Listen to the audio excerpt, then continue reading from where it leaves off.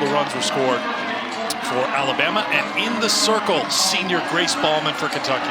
Grace Ballman getting the start today. She likes to work all 4 quadrants of the strike zone with different pitches, but she also likes to mix speeds as well. She's very athletic out there in the circle. She can move and she can make plays, and that's going to be crucial going up against this small ball game for Alabama. Starts with strike 1 to Alexis Mack. 68 wonderful degrees in Tuscaloosa. Low humidity. The breeze is blowing out to the right field foul pole. Just a beautiful day here in T-Town. Mack tried to check and did. It's 1-1. Mack at 420 on the season. That's the team lead. She was 0 for 3 on Friday. That ended a 12-game hitting streak. Alabama bringing a 17-game winning streak into Game 2 of the Super Regional. Mack down the count 1-2.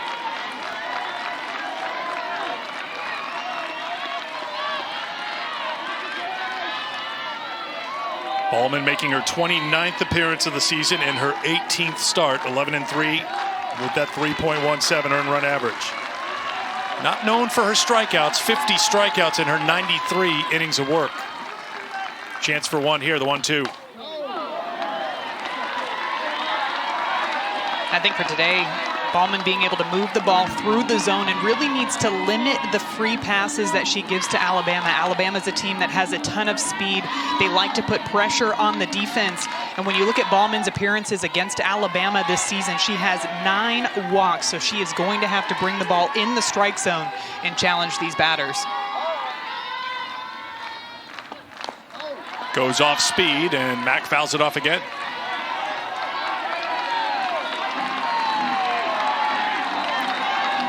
And really for Ballman, the challenge, to your point, as you take a look at her numbers against Alabama this season. Crimson Tide hitting nearly 300 against her. One thing that Autumn Humes did so well yesterday was try to keep the ball up against Alabama so they couldn't use their speed and get it on the ground. Yeah, they really changed things up. Somebody who typically works down in the zone liked to mix that rise ball yesterday.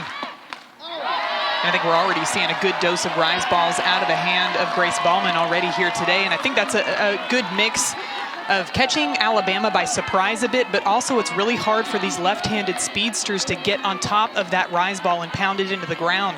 A lot of times you're going to see a lot of pop flies, and that's what she's trying to induce out there, being more of a pitch to contact type of pitcher. Another 1-2. That is chopped to deep short, and with max speed, no chance. Infield single to get things going for Bama here in the first. Well, and Eric, you had mentioned it. Alexis Mack was not able to get a hit in yesterday's game. This is a battle of an at-bat. She gets a pitch lower in the zone on the outside half and uses the ground. Look at the hang time on this ball. Even if Miranda Stoddard were to come up with that ball, there is no way she is going to be able to throw Alexis Mack out over at first base. This is the game plan that Alabama wants to set in place. Get runners on base to set the table for Bailey Hemphill. Hemphill takes strike 1. Of course, you played on this field. This field is tailored to a ball that we just saw from Mack. Very hard infield. The ball will bounce up, and you saw as that ball was bouncing up, even if it's fielded at third by Stoddard, she is not going to get the speedy Mack at first. I think different fields across the country are known for different things, and Alabama's field is known for being hard. And it's not just for the left-handed slappers, but also the right-handed batters can utilize that as well. We saw that last week in their regional against Clemson, using that drop ball out of the hand of Valerie Cagle to their advantage by pounding the ball straight into the ground. And that seems to be a game plan again going into today.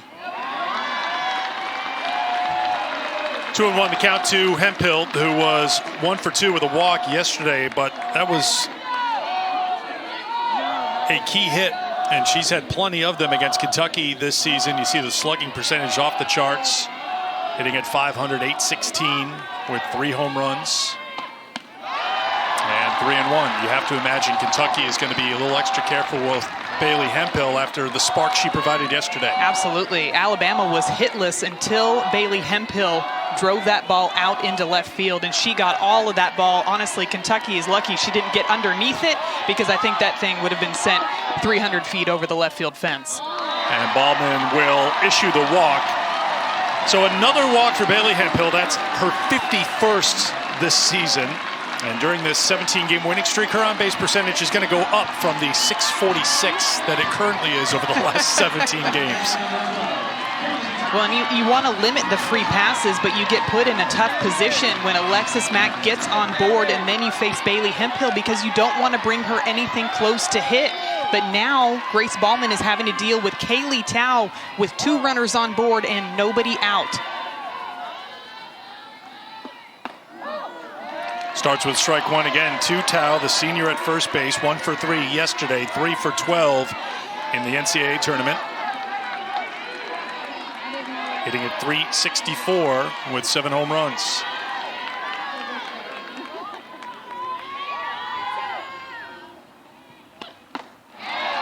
And Ballman's ahead in the count, 0-2. Grace Ballman threw 11 1/3 innings in the Lexington Regional, gave up 5 hits, a couple of runs, 2 walks, 5 strikeouts. She was 2-0 in the Lexington Regional with a 1.24 earned run average. And that Lexington Regional, I think, is being used as a bit of a rallying cry and some recent history for Kentucky, because they were knocked into the loser's bracket. They had to win 3 elimination games to get here to Tuscaloosa. So they've been in this position before, needing to win to keep their season going just last weekend. They are used to playing with their backs up against the wall for sure. Now, I think it was interesting hearing Coach Lawson talk about if she thought that last weekend, them having to battle through the elimination bracket was going to help them going into today's game. And she said, look, nobody wants to be that team that's playing with their back up against the wall, but yes, our team is experienced knowing they can't go up there and try to do too much. They need to stay in the moment. Swung on and hit to left field, going back and off the wall and bouncing off the wall. Hemphill being waved around. She'll score. 2-0 Alabama. RBI double Kaylee Tao.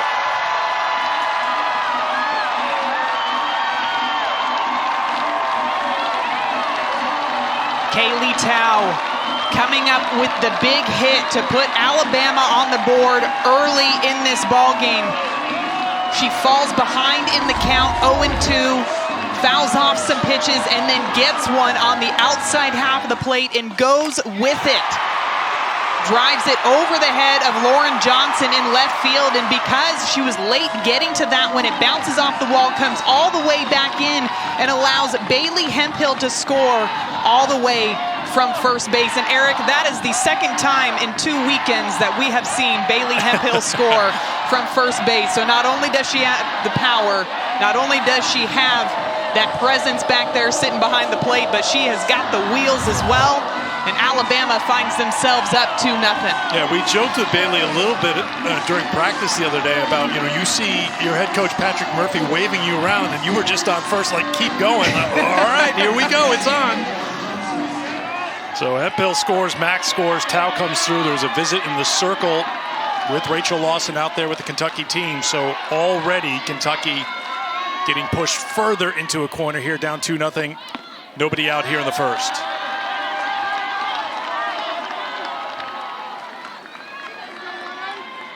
Here's Jenna Johnson, the sophomore, who was 2 for 3 on Friday, 4 hits in the NCAA tournament.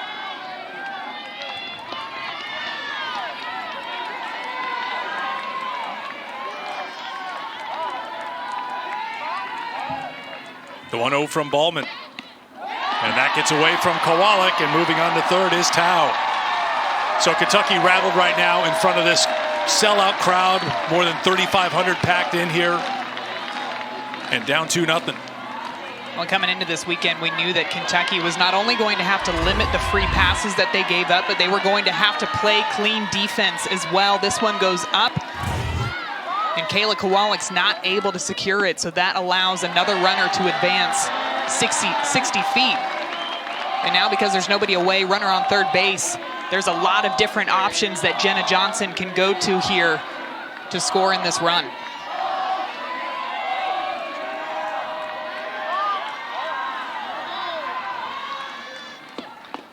That's in there for a strike, 3-1 to Johnson.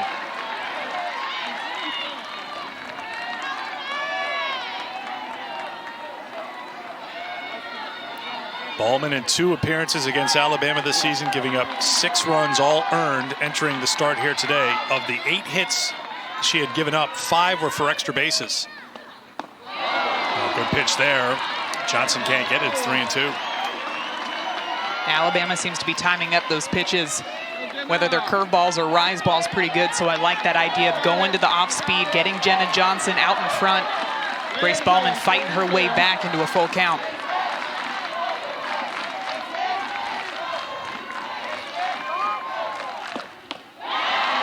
Second walk issued by Ballman. All 4 have reached here for Alabama in the first. Normally, you would not ask this question in a regular season game, but you're in an elimination game. And if you're Kentucky, what is the thought process about what you're going to do with the starter here? As Ballman is starting in the circle, do you have to go to Humes quickly here? I would have a quick hook on Grace Ballman, just because you know you're going up against 2 of the best pitchers, I think, in the country, between Lexi Kilfoyle and Montana Fouts on the other side. So runs are definitely at a premium. There goes the runner. The throw is grabbed by Blaine in front of the bag, so a stolen base for Jenna Johnson. 86th stolen base of the season for the Go-Go Tide, who love to run. But going back to your point, Eric, I think that they're going to have to make a change quickly if Grace Ballman continues in this direction. She's having a hard time finding the strike zone, a couple of free passes already, and when she does find the strike zone, she's leaving it too much over the plate. Sides grounds it foul. The count now 1-1 to the senior right fielder, who had the key hit yesterday, the triple with the bases loaded.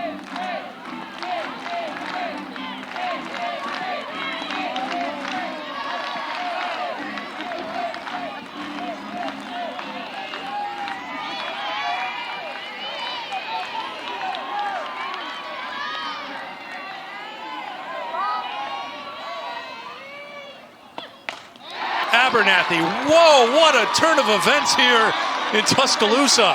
Kentucky comes through with a double play, and there are 2 down now for Ballman and the Wildcats. Kentucky needs to play solid defense, and that was a great example of what they need to do. Erin Koffel over at shortstop knows immediately that Alabama has a tendency to put pressure on the defense, and they like to run, so she fires immediately to home, and a great tag by Kayla Kowalik to cut down that runner, fires it back to third to get Jenna Johnson, and now all of a sudden the momentum has gone from Alabama's dugout and shifted over to Kentucky.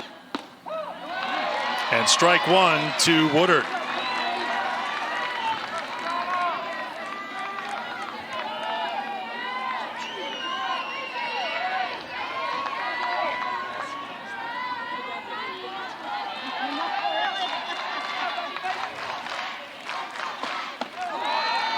Up high, Kowalik grabs it, it's 1-1.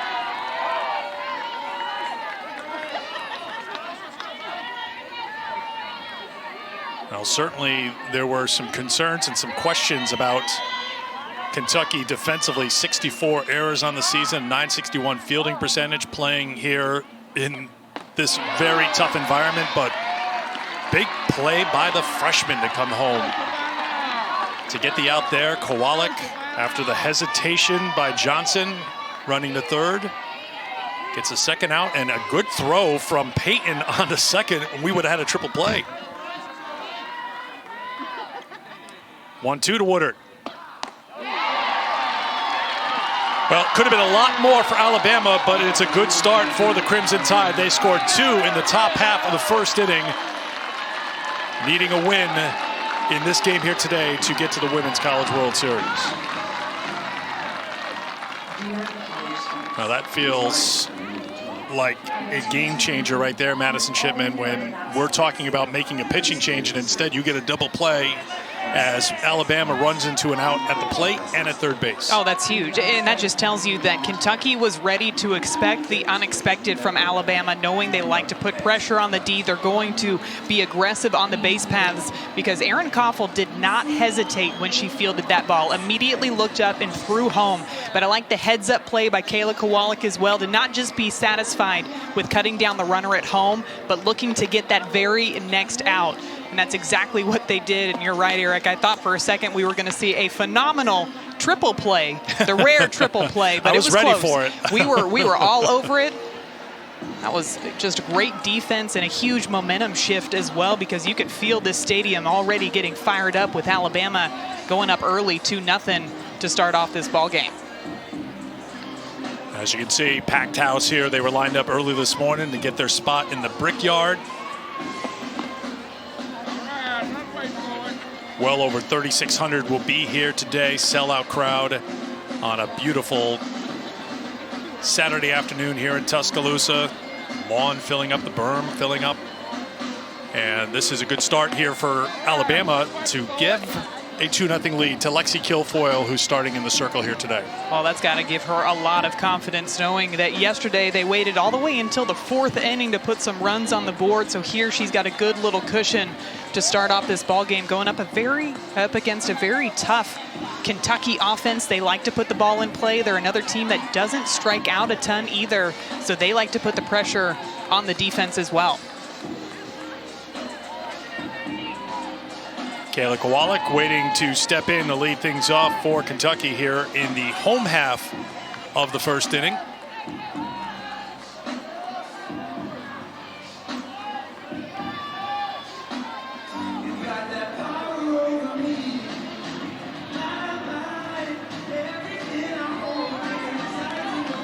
We welcome those of you who watched Georgia stun Florida in Gainesville 6-0 in Game 2 to advance on to the Women's College World Series. Eric Freed, Tennessee All-American Madison Shipman here in Tuscaloosa. A good start for the hosts, the visiting team here today in Game 2 of this best of 3. They scored 2 runs in the top half of inning number 1 to take a 2-0 lead over Kayla Kowalik and the Wildcats. Kentucky needing a win here today to force Game 3, a win for Alabama, and they'll join Georgia and Florida State in Oklahoma City. Lineup brought to you by Capital One with Kowalik, Spangler, and Johnson, the top 3 to face Lexi Kilfoyle. And if you're just joining us, it's Kilfoyle in the circle and not Montana Fouts for Alabama, Madison. Well, Lexi Kilfoyle has a lot of good stuff as well. She brings the ball with high velocity, working it in the mid-60s, but she likes to work it down in the zone. She's got a very heavy drop ball, and she will also mix in that changeup as well. I think she's going to need to utilize both of those pitches going up against Kentucky today. Strike 1 to Kowalik. It's 2-1.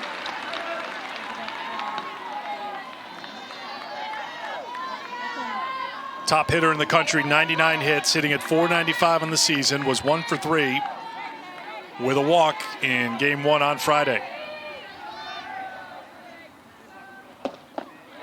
Heading the count 3-1. Kayla Kowalik, one of the most dynamic leadoff batters in the country. She can truly do it all. She can bunt, she can slap, and she can hit away. That's the number that has really jumped up for her this season. You can see those 12 home runs. So she's not just in that leadoff position to put the ball on the ground, put something in play, but she's looking to hit the ball deep as well. Slap foul, and the count is full to the Kentucky leadoff hitter. This is Kilfoyle's second appearance of the NCAA tournament. Her first one went pretty well. Combined with Crystal Goodman right? for a no-hitter against Alabama State. Had 15 strikeouts in that game. Just 15, Eric? That's all. That's it? Been a lot of strikeouts for Alabama pitchers during this 17-game winning streak. Kowalik is very difficult to strike out, battling against Kilfoyle.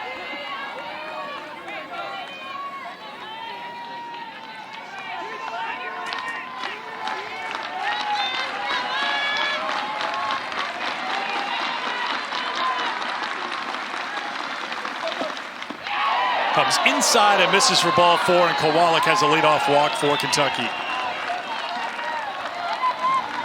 Kilfoyle tried to catch Kowalik by surprise, throwing that off speed and just misses it inside. But this is the game plan for Kentucky as well. They want to get runners on base. They want to put the pressure on this Alabama defense because they've got a lot of lefties in this lineup and a lot of players with some speed to wreak havoc on the base paths. Here's Tatum Spangler. Fouled off of Bailey Hemphill, who got hit a couple of times yesterday. This one impacting her left hand. Sometimes when you're catching pitchers with such high velocity between Montana Fouts and Lexi Kilfoyle, those foul balls, if they catch the tip of the glove, it can bend your wrist in the wrong direction, and it looks like that might have been what happened on that one, but a big smile on her face as she looks to be okay. Bailey's default setting is big smile on the face, as we've seen throughout her career. The SEC Player of the Year has had plenty to smile about, especially here in her final season with Alabama. The bunt is foul, and it is 0-2 to Spangler.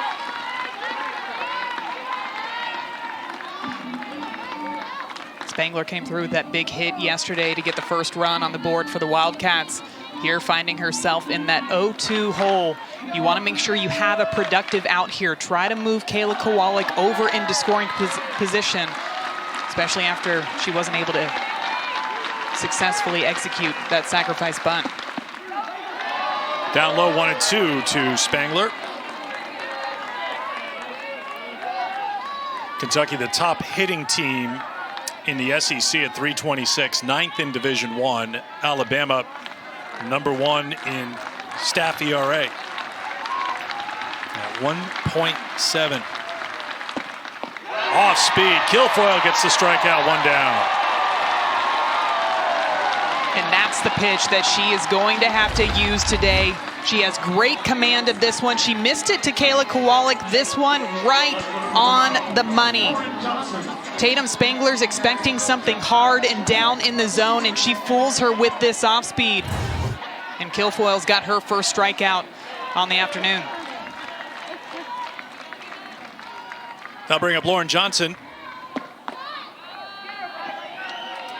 Ball 1 to Johnson, the senior left fielder, at 344 on the season. 0 for 3 on Friday, but 6 for 19 in the NCAA tournament. Kentucky played 5 games in the Lexington Regional, winning the final 3 all-elimination games, knocking off Northwestern and then Notre Dame twice to advance on to the Supers. There goes Kowalik. Good throw by Hemphill. Got her.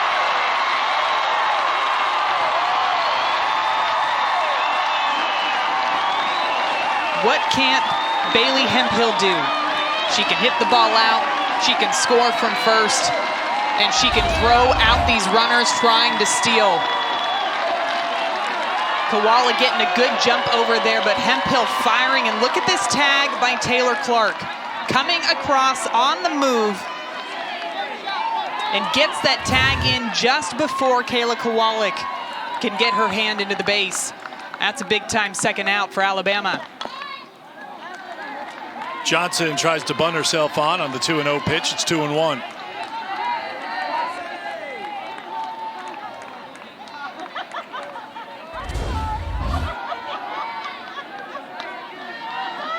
Hemphill just getting beat up back there.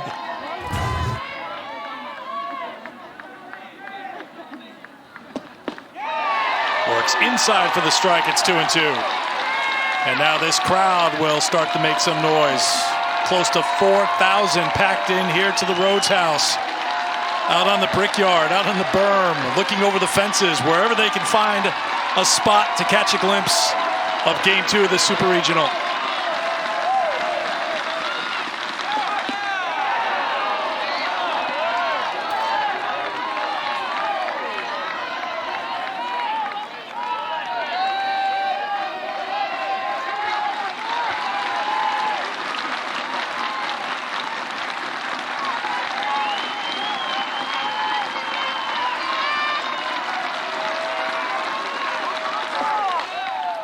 Johnson hooks it foul. It's a good adjustment by Johnson. Definitely out in front on that off speed, but when you show the other team that you can get barreled to it, It's going to force Lexi Kilfoyle to go to some of her other pitches. And we've known that Lauren Johnson can have some really great long at-bats, tons of foul balls. She was able to do it back in the SEC tournament against Montana Fouts. Did it yesterday. You're going to try to do it again today.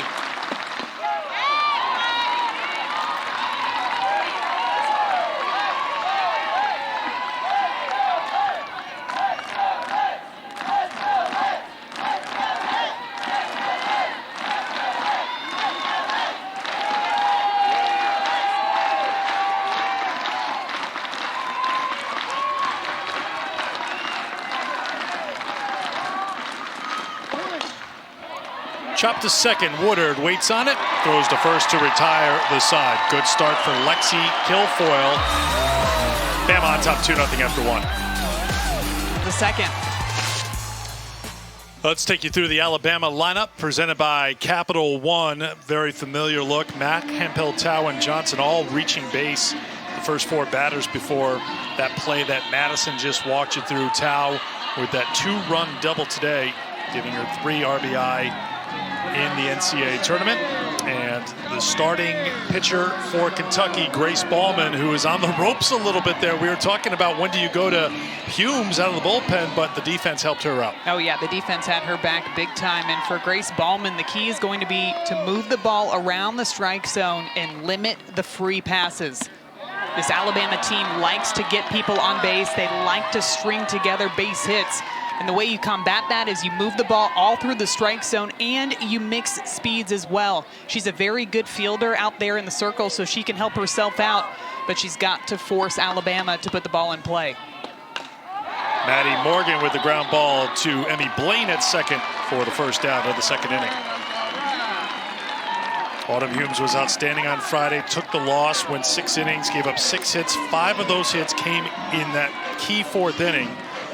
Walked 2 and struck out 9. You know, she had a great approach against the Alabama hitters, so we wonder when we'll see her, if we'll see her here in this game. It'll all be determined by how Grace Ballman pitches the rest of the way here for Kentucky. Here's Taylor Clark, number 8 hitter. Shortstop takes strike 1. With a win here today, Alabama will make their 13th trip to the Women's College World Series. Kentucky needs a win to force a decisive Game 3 tomorrow. 1-1 to Clark. Eric, you talked about how Autumn Humes kind of switched the game plan going up against Alabama. Somebody who typically works the ball down in the zone really utilized that rise ball to strike out Alabama 9 times in yesterday's ball game. 1-2 the count. So for those who haven't seen Alabama play, why is it important to keep those pitches up against this Crimson Tide lineup? Alabama likes to use the ground. They have a lot of speed, not just coming from the left side, but the right side as well. They pound the ball straight into the ground. They try to put pressure on the defense. They like to force them to make errors. They like to take extra bases. But already I think we've seen Kentucky do a nice job of settling down and making those plays defensively, knowing they've got Grace Ballman in the circle, who is more of a pitch to contact type of pitcher. She's not one that's going to rack up a ton of strikeouts throughout the game. So she's got to have a lot of trust in her defense behind her to make those plays. Grounded wide of Stoddard at third. That was one of the things Patrick Murphy, the Alabama head coach, talked about yesterday, even though his team won. And he thought, as did Rachel Lawson, it was a great game. It's just a great super regional game. A lot of drama went right down. He had to make a strategy call by intentionally walking the top hitter for Kentucky to load the bases and put the tying run at third base and the go-ahead run at second base. But he wanted to see his team put the ball in play a little bit more because there was too much of that, too much swing and miss, because Humes had 9 strikeouts. That's strikeout number 2 for Ballman as Clark is retired. And that's another pitch that's up in the zone, and that was the pitch that Autumn Humes went to a lot in yesterday's game. And already Ballman taking notes from what she saw out of Alabama's hitters yesterday, utilizing that rise ball there against Taylor Clark to get another strikeout. You can see the tight spin. She's somebody that has a ton of spin, not a lot of velocity, but she's able to pinpoint those locations. And that's a good looking rise ball right there. Brown with the chop. This is a base hit. There's the speed. Alyssa Brown gets down the line in under 3 seconds, and all it needs is a little hang time in the air after that first contact on the ground for the senior to get safely to first. Well, and Eric, you called it before she even made it down the baseline. As soon as this one hops up over the head of Miranda Stoddard, you know immediately it's going to be a base hit all the way. There's nothing that Erin Koffel at shortstop can do on that play but sit there and watch Alyssa Brown run safely through first base.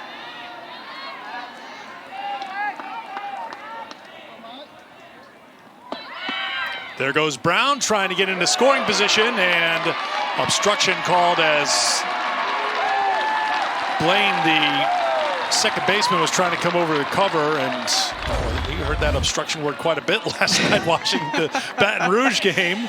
Well, this obstruction rule is so hard, especially for middle infielders covering the stolen bases. You can see immediately that umpire putting his hand out, and the reason is because Emmy Blaine is in that base path before she has possession, physical possession of the ball. Taking another look at it here. You can see her coming across, and right there, her right foot being in front of second base is what tips off that umpire to call that obstruction. And it's so tough for middle infielders because you've got to stay out of the base path until you have that ball. But on those quick plays, it's a split-second difference between being out and safe. Mack with the bunt. Ballman's got to do it quickly, and she does. Good job by Grace Ballman to retire the side, leaving Brown. The NCAA tournament with a 7-game losing streak, and now they're rolling. They won in Athens, even though they weren't technically the host team. Florida State also advancing on as you take a look at the bracket presented by Capital One. That Florida State game over LSU and Baton Rouge went 9, first team to reach Oklahoma City. Kirsten Landers with a walk-off single in the 9th to give Florida State the victory. Well, that game was back and forth all game long. So much excitement. Taylor Pleasance coming up with a big home run for LSU, but ultimately it was Florida State coming out with the win down in Baton Rouge to get themselves a spot in Oklahoma City. And how about them Georgia Bulldogs? Koffel with a base hit to lead things off here in the second for Kentucky.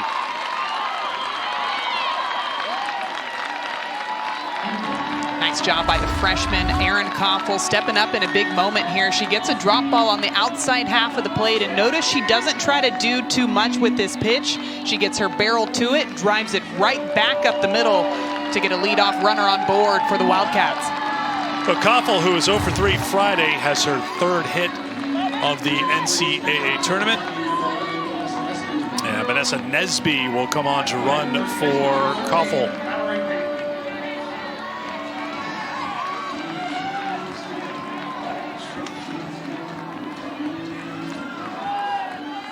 Here's Mallory Payton, senior first baseman at 301 on the season, facing Lexi Kilfoyle.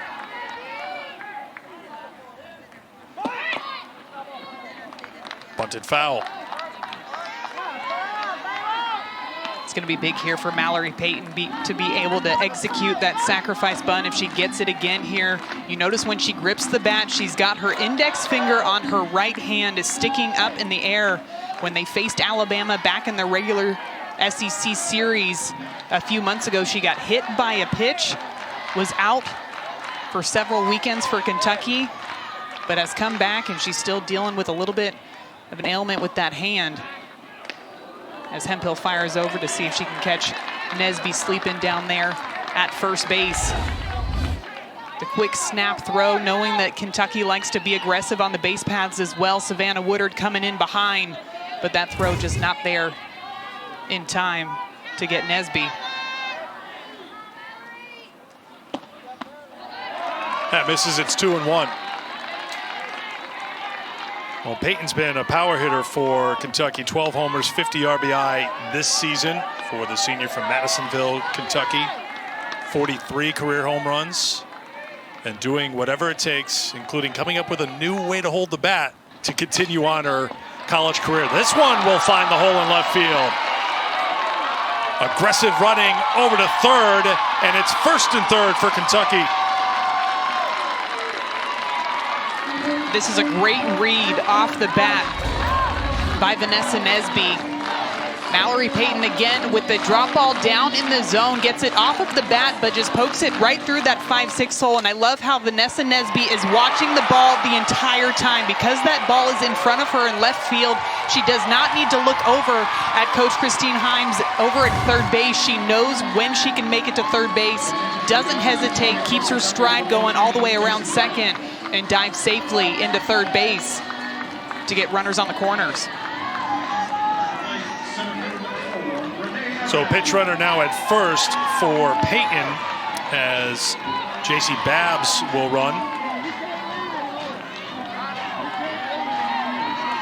And a big spot here for Kentucky. And who else would you rather have at the plate right now than Renee Abernathy, who hit 2 home runs yesterday for Kentucky against Montana Fouts. Kilfoyle starts her with strike 1. Renee Abernathy came to play in the postseason. She hits this solo shot off of Montana Fouts on a rise ball up and outside, but makes an adjustment her next at bat and hits a drop ball low and in and drives that thing over the center field wall as well.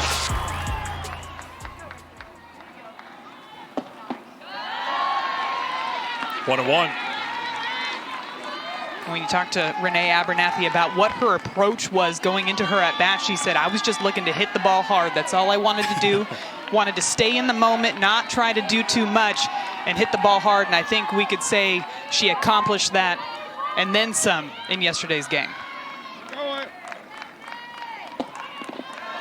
Down low in the dirt, Hemphill blocks it, but that's more than enough for Babbs, the pinch runner, to move on to second. So second and third. And nobody out here for Kentucky in the second. This is an off-speed out of the hand of Kilfoyle that just goes straight down into the ground. Bailey Hemphill doing a nice job of keeping that ball in front, because if it scoots past, Vanessa Nesby was ready to take off and score. But because she was able to block it up, keep it in front, JC Babbs advances over to second base. And it looks like after that one, pitching coach Stephanie Van Brakel-Prothro is going to come out and have a conversation with her infield as we're taking a look at the Alabama bullpen here. Montana Fouts warming up and Sarah Cornell over on the left. Let's check in with Chris and Jen in the studio.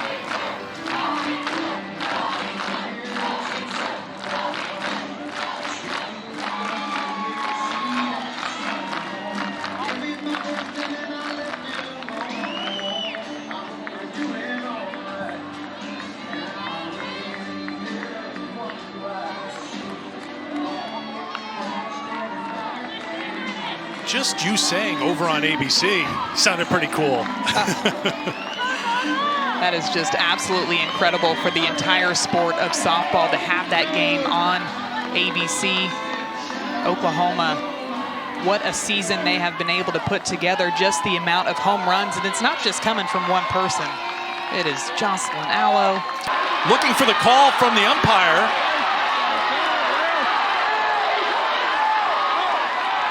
Was there a moment where they were both on the base at the same time? Maybe the question here, and you can see that the base runner Babbs is still standing for the moment on third base as we look to get an explanation. Well, initially I thought I saw the umpire signal that she was out, and there it is again signaling that she's out. Well, are the umpires signaling that Babbs is out? She's not going to leave. She is not leaving until somebody physically takes her off of the base, and right there.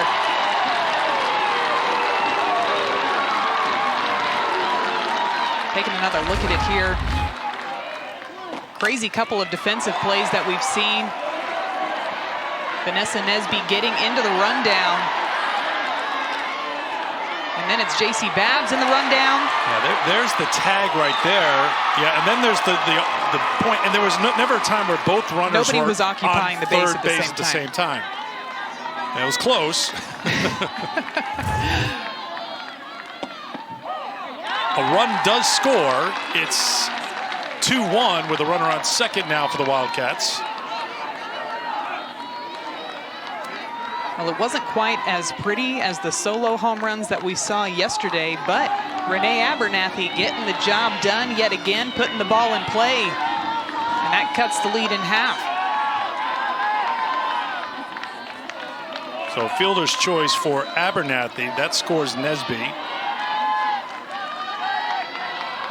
With Babs retired at third.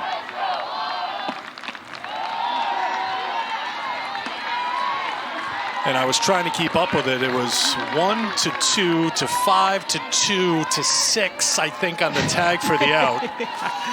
If you are scoring along with us. Full count, Tatum Humes. Designated player today. We certainly do expect to see Humes, who pitched well against Alabama yesterday, and Fouts, who has been one of the very best pitchers in the country at some point this afternoon, that both head coaches would go to their aces, knowing for Kentucky it's an elimination game, and if you're Alabama, you don't want to mess around with the game 3.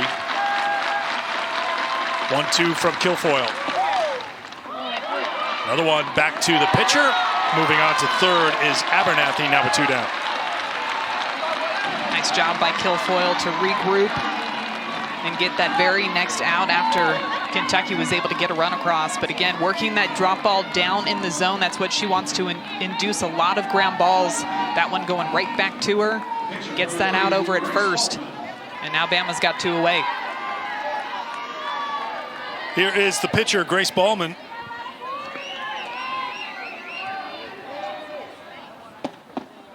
Takes ball 1.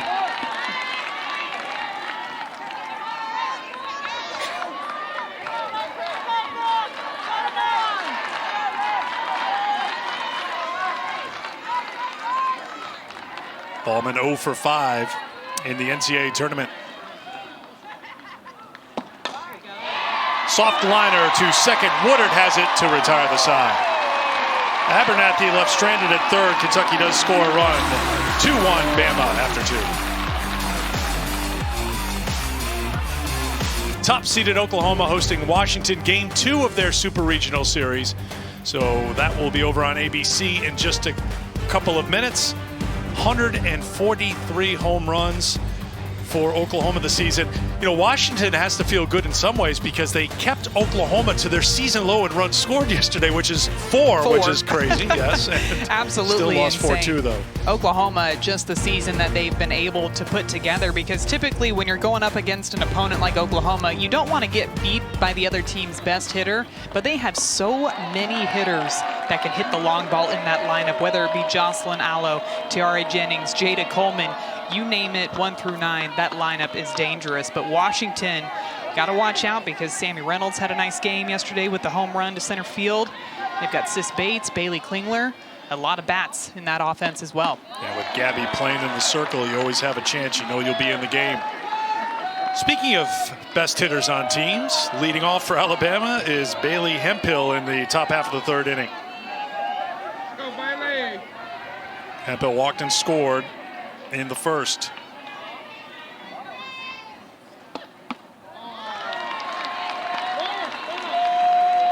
Hemphill didn't have the long ball yesterday, but that single that she hit in the 4th really got things going. You just see what an incredible career she has had with the Alabama Crimson Tide.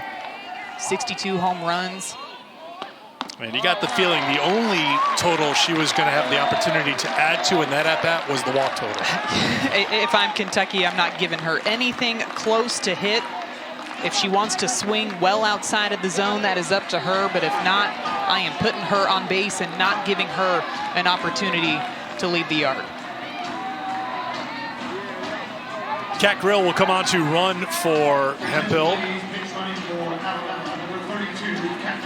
52 walks now on the season for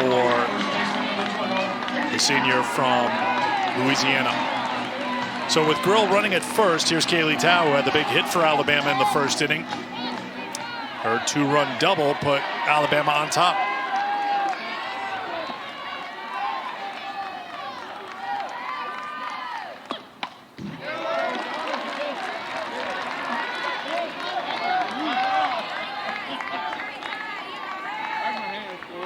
Tao's 4th hit of the NCAA tournament. Alabama rolled through the Tuscaloosa Regional last weekend with shutout victories over Alabama State, Clemson, and then Clemson again to wrap up a spot here in the Super Regional. Soft liner, grabbed by the second baseman, getting the double play. Emmy Blaine to Mallory Payton, 2 down. The Kentucky defense stepping up yet again. This one a line drive off the bat of Kaylee Tao. Grace Ballman doing a nice job of jamming her up, and Emmy Blaine snagging this one and immediately firing over to Mallory Payton, who is there. She is ready. She stretches to get Cat Grill right before she gets back into the bag. And a huge momentum shift yet again back towards Kentucky's dugout after those big defensive plays. You know, we don't talk about Emmy Blaine a lot, but she's been a key part of this Kentucky team defensively. She does not bat. They hit for her because she's struggled at the plate, but the sophomore from Hopkinsville, Kentucky, really helped solidify the infield, according to Rachel Lawson. She's been the starter at second base since the Alabama series in the regular season, a series won by Kentucky when they took 2 out of 3 games. Well, you're exactly right. Coach Lawson said that she's just a leader out there on defense. She solidifies it. They've had some defensive struggles on the infield throughout the season, but she is somebody that her team has so much confidence in to be able to get the play whenever they need it. Turns that double play. 2-1 the count to Jenna Johnson.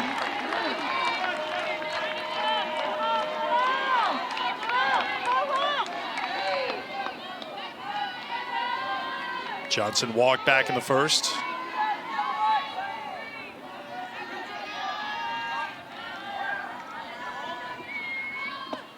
No. 3-1.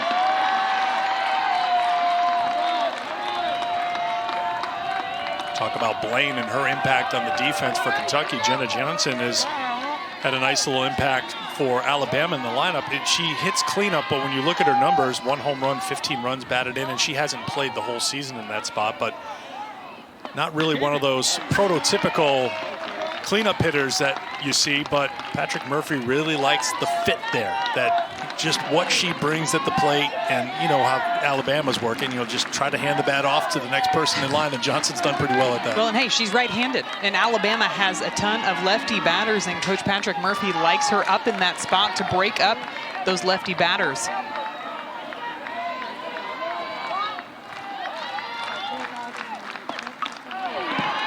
Gets a piece, and we'll do the 3-2 again. Well, Jenna Johnson's somebody who missed about 5 weeks of the season with a dislocated kneecap. And it happened while swinging the bat. Yeah, I mean, this Bama team plagued with injuries all season long, but tough. she is somebody that has come back into this lineup, has not skipped a beat, and she smoked a ball right back up the middle in yesterday's game, and a huge key part of them taking the lead in that 4th inning. Another 3-2 from Ballman.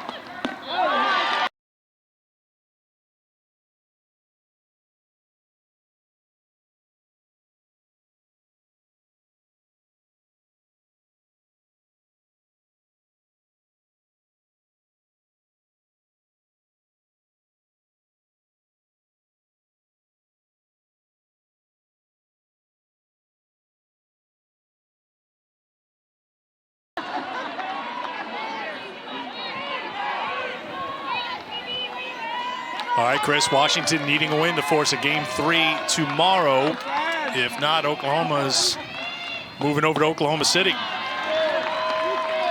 Ball 1 to KB Sides. Now, Eric, I've got to mention, too, with that series, we talk a lot about the pitching and we talk a lot about the offense between those two teams, but how about the defense? Both teams have fantastic defenses, and specifically at that shortstop position, Grace Lyons for Oklahoma and Sis Bates for Washington truly put on a clinic over there. 1-1 the count now to Sides. So Oklahoma taking game 1, 4-2. Game 2 just a couple of moments away over on ABC. There'll be a game 3 in Los Angeles after UCLA bounced back to knock off Virginia Tech. That'll be late night tonight, Eastern time, 9:30 first pitch on ESPN2. Texas facing elimination today.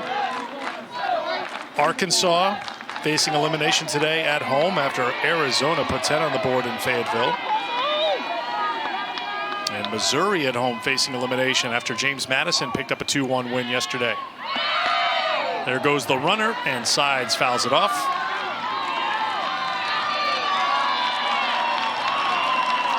And the runner left early is the call. So Johnson leaving first base early. So she is called out, and that means Alabama is done in the top half of the third. Jenna Johnson trying to get a good jump on this one. Called out. Alabama still up 2-1.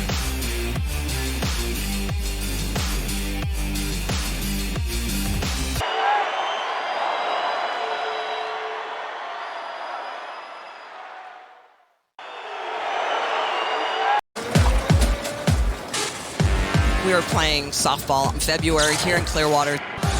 The amount of great matchups that we have, great teams here, unparalleled. We have some of the best talent in the country. The best ticket, the hardest ticket to get in town. If you are a softball fan, this is a place that you want to be.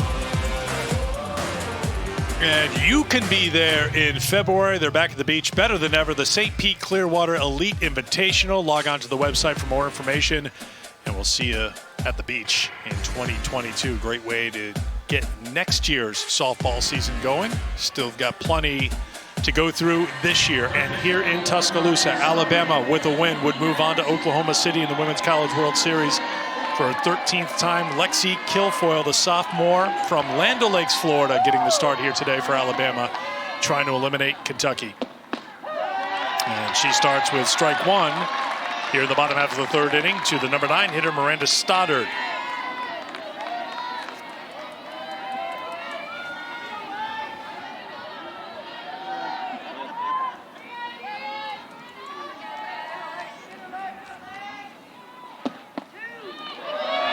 One and one.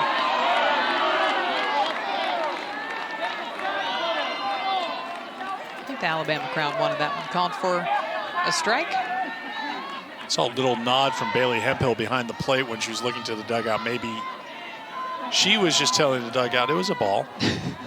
Or she could have been nodding, yeah, the crowd's right. That one's definitely a ball, 2-1.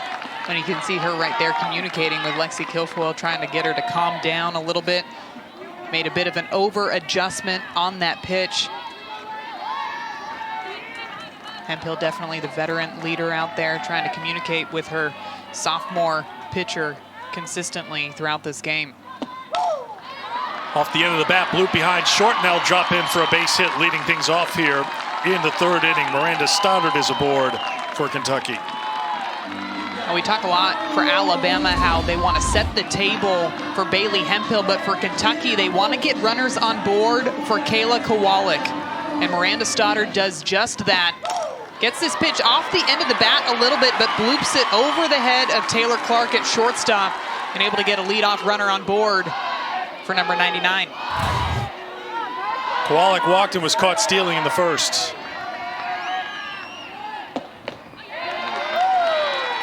Strike one. Kowalik, who set a new Kentucky record with a 23-game hitting streak this season, has just performed at a consistently high level throughout the year, entering today's game with a .495 batting average. Down to the count, 0-2. Montana Fouts back and working for Alabama in the Alabama bullpen. See, she got 11 strikeouts in yesterday's game, but did give up those 7 hits. It wasn't the sharpest that we have seen out of Montana Fouts, but we do know that she can turn it up and get better as the weekend goes on.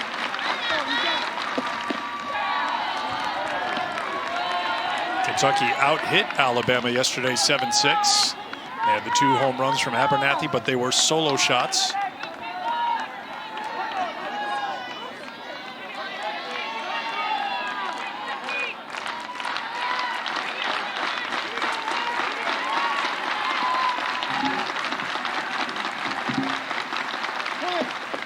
Down low, it's 2-2. Of course, Kayla Kowalik, one of the very best players in the SEC, but she's a second-team all-conference selection because the person to her left was the first team all-conference selection at catcher and the player of the year in the SEC. It was a tough year to be a catcher in the SEC because there were so many good ones. Of course, we are taking a good look at two of the best in the SEC, but also Haley Lee from Texas A&M had a fantastic season as well. But it's interesting when you look at these two because their styles of play are completely different, and yet they're both able to be so consistent up at the plate, have so much power, and be the offensive leaders for both of these squads. Kayla Kowalik, you'll notice when she steps into the box, she is constantly looking at the defense, reading the defense. What are they giving her? What are some things that she can do from the left-handed side of the box? Whereas Hemphill's just looking to hit that long ball when she gets in there. Inside corner, good pitch from Kilfoyle. Strike 3. This is a great drop ball by Lexi Kilfoyle. Gets Kayla Kowalik guessing that maybe she's going to go to the off-speed pitch, but here Kilfoyle starting with the drop ball away, gets her swinging, stays there, goes a little lower in the zone, drop ball again, down and out of the zone. This one fires right back inside, gets her guessing outside, and brings that drop in to get the strikeout looking. Called strike 1 to Tatum Spangler, who struck out looking in the first. 2 strikeouts now for Kilfoyle.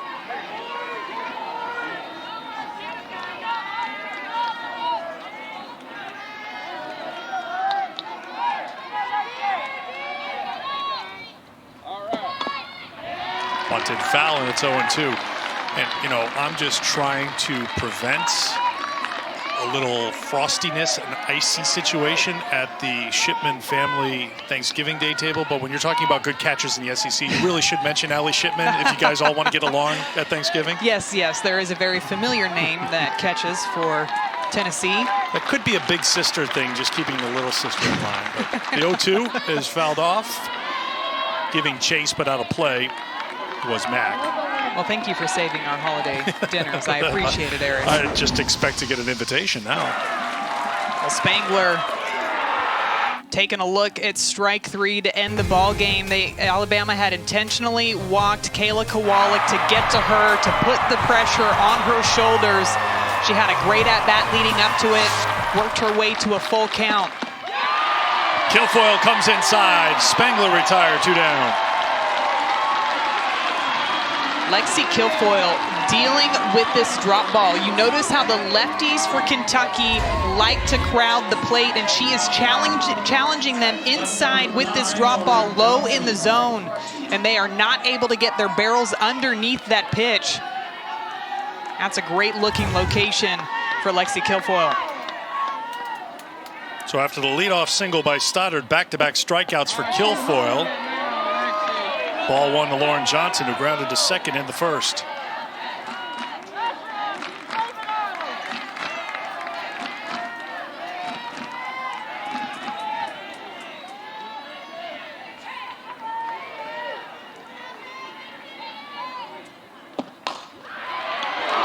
Hard hit ball into right field. Good play by Sides to knock it down and keep it from getting to the wall. All defensive team selection in the SEC. Got there in a hurry.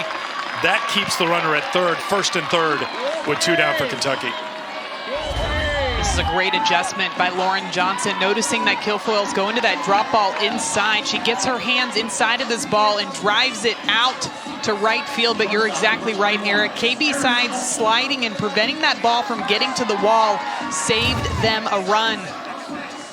Miranda Stoddard was looking to score on that one, but because KB Sides was able to snag it, Miranda Stoddard had to stop over at third base.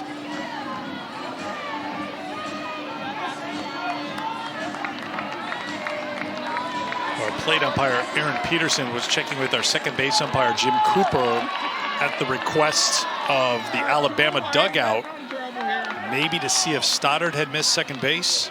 Now Alabama will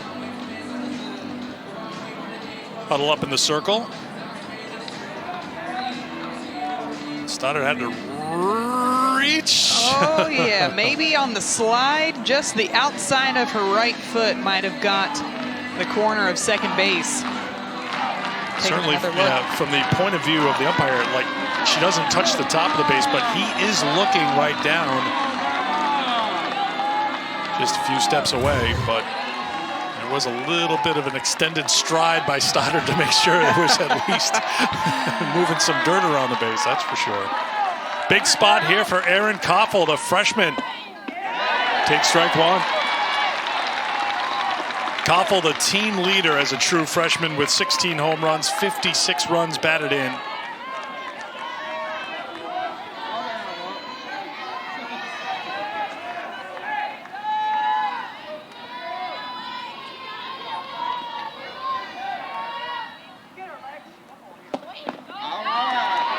Knocked down by Hemphill. That will allow Johnson to move on to second. So second and third with 2 down for Kentucky.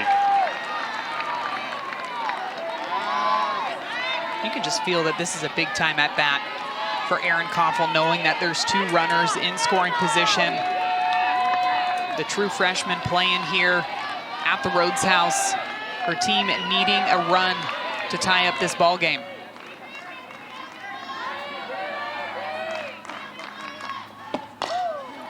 Chopped by Koffel, foul. And it's 1-2. And the crowd will come to life a little early here in support of Lexi Kilfoyle.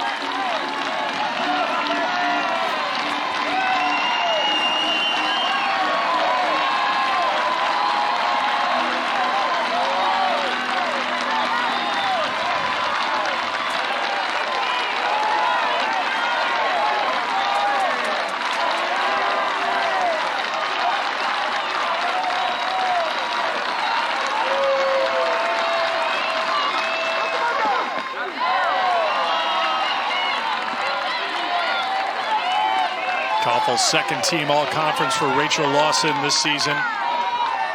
Had a big hit that started a comeback in Game 3 of the Alabama series. Kentucky was down 4-0 in the regular season. They won 5-4. It was a 2-run home run for Koffel in that game. With Fouts watching, Kilfoyle delivers. And Koffel pops it up, shallow center field, but Woodard moves out to make the catch to retire the side. So Kilfoyle battles out of the jam through that because it was the right call. Yeah, my trainer provided me with a lot of Tums before the game and during the game. Trainer, so yes. I was good. I was good to go. Hey, and if there's an athletic director out there watching this, you need to invest in softball. I had probably 100 people ask for tickets before this weekend, and I only get an X amount. And obviously it's sold out. It's a great environment. It's a great product for TV, and I can't say enough about our fans and for you guys for being here as well. Well, and Coach, a great atmosphere, and the big question coming into today was who you going to start in the circle. So what went behind your decision to start Lexi Kilfoyle today? I think just, I hadn't seen her since March, and it was such a long time ago. She's a different kid now, a different pitcher, and just a different look from Montana. They had seen her enough. They saw her at the SEC tournament, and then they saw her yesterday. So, and, we have full trust in Lexi. Enjoy the beautiful weather. Enjoy the full house. Enjoy the antacid. We'll talk to you later. All right. Thanks for being here, you guys. That was an interesting decision yesterday. He said, he went with the stats. The stats told him that you've got to walk the best hitter, put her on base, load the bases, but that put a lot of pressure on Montana Fouts. It went to a 3-1 count, and that's probably the moment where the antacid needed to kick in a little bit. Well, then it was the check swing on, on the check swing foul ball that brought it to a full count. Montana Fouts coming in to get Spangler looking. But, that wasn't the first time this season that we've seen Alabama walk somebody to load the bases to get to the next batter. Now, it didn't work out in their favor back in that Florida series. They walked Charlotte Eccles to load the bases for Kendall Lindemann, who ended up hitting a grand slam on that one. But yesterday, it worked out perfectly for Alabama walking Kowalik to get to Spangler. 1-1 the count to KB Sides, who had the key hit in that fourth inning rally for Alabama yesterday. Started with a ground out by Mack. So Humes had retired the first 10 Alabama batters she faced, the 1-1. 1-2. But then a single by Hemphill Infield single by Tao, single by Johnson, and then the triple by Sides. Made it 3-2, Alabama. Maddie Morgan's RBI single would be a key hit to put them on top 4-2.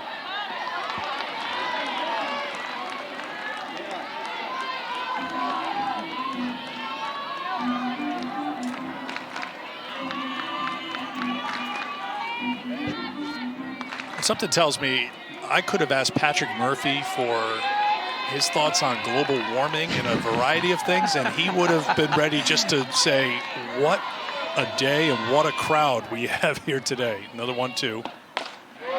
Slapped out to left. That's Johnson who comes on to put it away. So we got a full house here. There'll be a full house in Oklahoma City. It could be a little fuller because since you all were last in Oklahoma City, they've added 5,000 seats, and there's a chance now for you to join the party because the World Series will be at 100% capacity, so you can see it in person. For more information, how you can get tickets, go to ncaa.com/WCWS, the official online home for all 90 NCAA championships.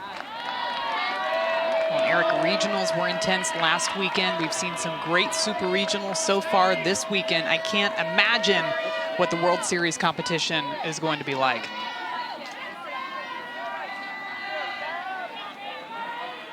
Savannah Woodard struck out back in the first. Little bloop back behind second will drop in for a one-out single. Her third hit of the NCAA tournament. She's aboard here in the fourth. Savannah Woodard says, you know what, I'm just going to hit them where they're not. This one off the end of the bat. But able to drop that thing into center field for the base hit to get a runner on board for Maddie Morgan.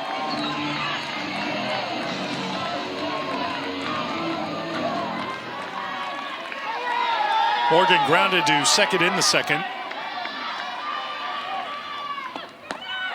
There goes the runner, swing and a miss, and the throw from Kowalik is off the mark, and it's a stolen base for Savannah Woodard. It looked like they have the protect swing on.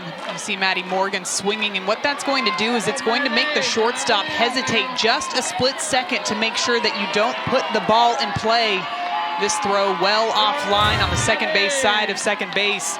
Koffel able to snag that one before it goes into center field, because with as aggressive as Alabama likes to be on the base paths, I wouldn't be surprised if Woodard would have tried to take third on that one. They're aggressive today, like they are most days. 3 for 3 now on stolen bases today. So Woodard into scoring position for Patrick Murphy with one down, and 1-1 the count to Morgan.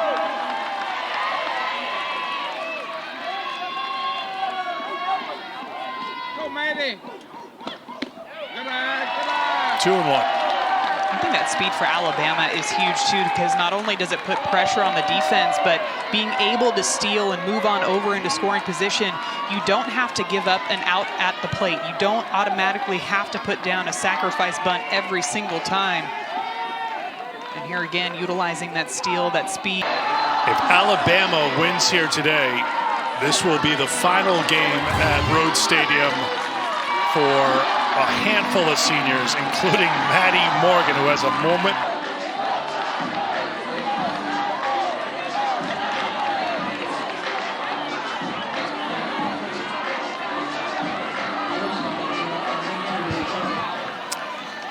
All right, a reminder, an Oklahoma win, they're on to the Women's College World Series. Washington needs a win today to force a Game 3 tomorrow.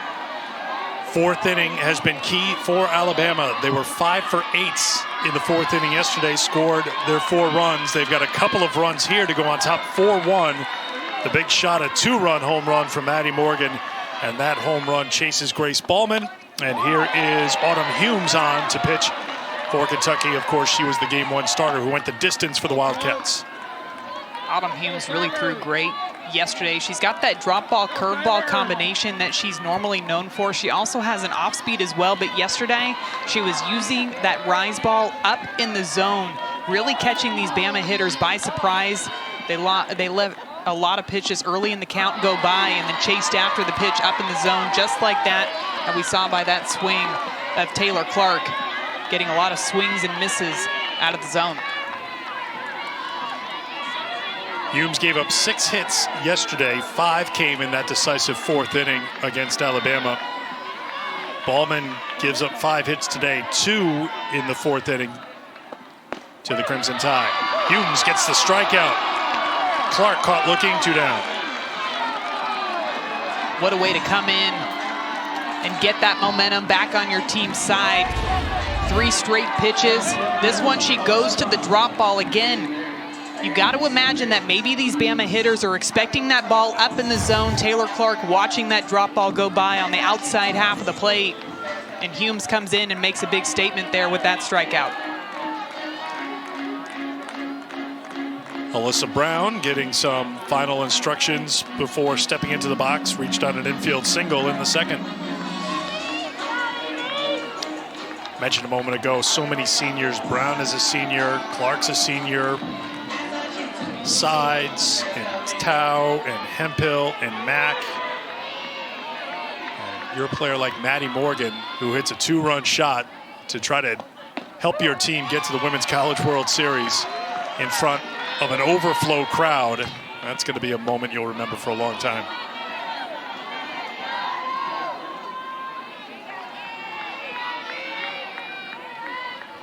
The 0-1 to Brown.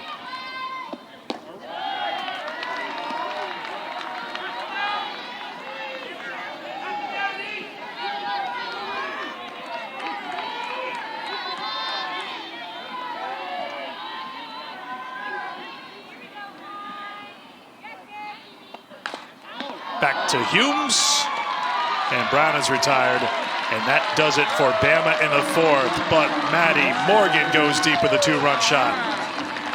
It's Maddie Morgan coming up big with the hit again, 2 days in a row. She's fired up rounding the bases. Bama's up 4-1 headed into the bottom of the 4th. And Coach, we know that your defense was a big point of emphasis coming into this weekend, and so far they've made some great plays on D. How does that get the momentum back on your team side? Well, it's been great because if we hadn't made those big plays, this score would be a lot more unmanageable, and because they've made those plays, you know, we still have life in us. Very manageable right now. Thank you. We appreciate it, Rachel. All right, thank you. Rachel Lawson, 14th year as Kentucky's head coach, #1 on the all-time wins list. Trying to get Kentucky to the Women's College World Series. They were knocked out in the Supers round 2 years ago by Washington. As I mentioned, they've had opportunities here. Kowalik reached leading off the 1st. Koffel singled and scored when she led off the 2nd. Stoddard singled and was left stranded at 3rd when she led off the 3rd. Mallory Payton leading things off here in the 4th for Kentucky. Again, the Wildcats, the home team here in Game 2 of the Super Regional in Tuscaloosa.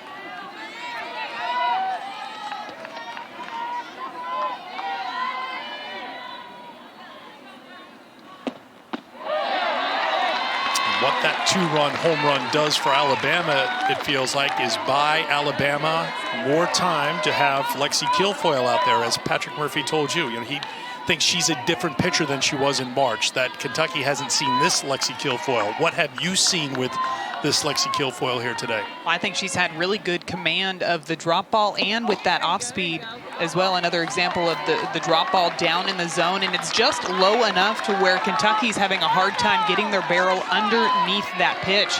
When I think back to that regular season series, that was really the beginning of where Lexi Kilfoyle was starting to struggle with that nagging injury. She ended up having about over a month that she did not see time in the pitcher circle dealing with that. And here for Alabama, it's a scary thought to have both Lexi Kilfoyle and Montana Fouts firing on all cylinders. Slow roller, Morgan cuts it off, throws on the run, 1 down. Back to Chris and Jen in the studio.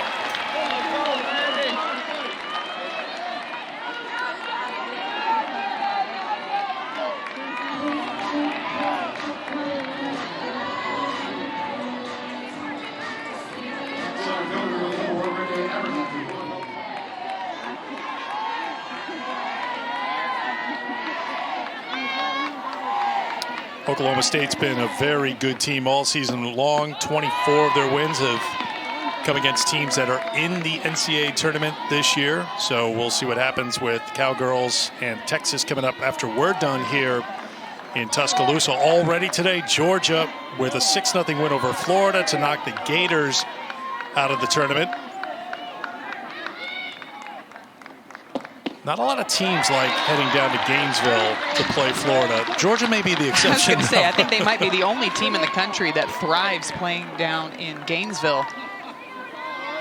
Highlighted by the win in the 2016 Supers, the walk-off. Kaylee Puailoa, Moose with the heroic hit for Georgia. And now Georgia's heading back as an unseeded team to the Women's College World Series. I just got to speak for a second to the job that Coach Lou Harris-Champer has been able to do with that team. I think back to that year with Kaylee Puailoa, she had put her in a lot of pinch hit situations, preparing her for that walk-off opportunity. And this year, Jaden Fields kind of moving in and out of the dugout, but came up with some big hits in that Super Regional down in Gainesville to give them an opportunity to go to Oklahoma City. All speed to Abernathy for strike 2. It's 2-2.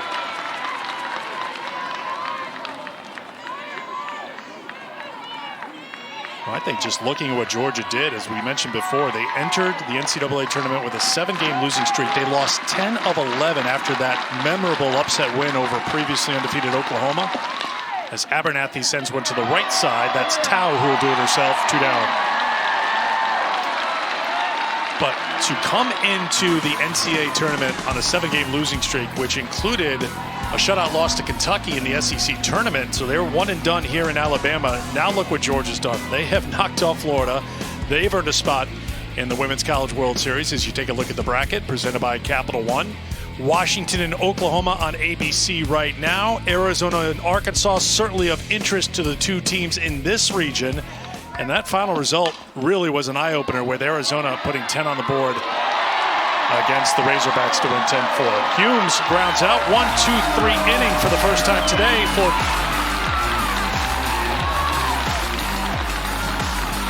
has had opportunities, but 2 for 9 with runners on, 0 for 4 with runners in scoring position in front of a very full house here at Rhodes Stadium. Brickyard is full. They were lined up early this morning and went around the stadium, down the hill. Everybody just, the chairs that they sit in, they just plop them down there on the sidewalk and get ready. It's all part of the strategy. They bring the chairs not just to watch the game with, but also to make sure that they get a good spot in line, to get a good spot on the hill out there. This is just an incredible atmosphere here in Tuscaloosa. And very comfortable for all the fans that have turned out here to watch Game 2 of the Super Regional. 72 degrees, low humidity. Koffel, good charge to get Mack. That's what you have to do to get the speedy Alexis Mack, and Koffel did it well, 1 down here in the 5th. Koffel making that one look easy. That is a really tough play because you have to just charge this ball, get it on the short hop, and then get rid of it in a hurry as well. Takes 1 step, throwing off of her right leg. That is textbook how you make those plays. Alexis Mack getting down the baseline in 2.7 seconds.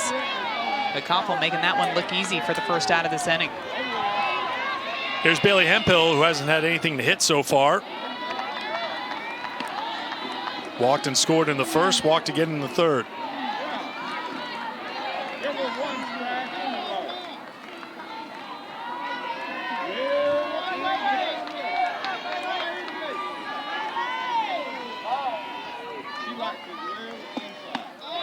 And when there's a player who is 8 of 16 against you with 3 home runs and 5 walks in the meeting so far this year, you understand the respect here with first base empty. Oh, absolutely. You go ahead and put her on base. Just don't even give her an opportunity to hit this ball out of the park. She's seen 12 pitches today. 11 of them have been balls.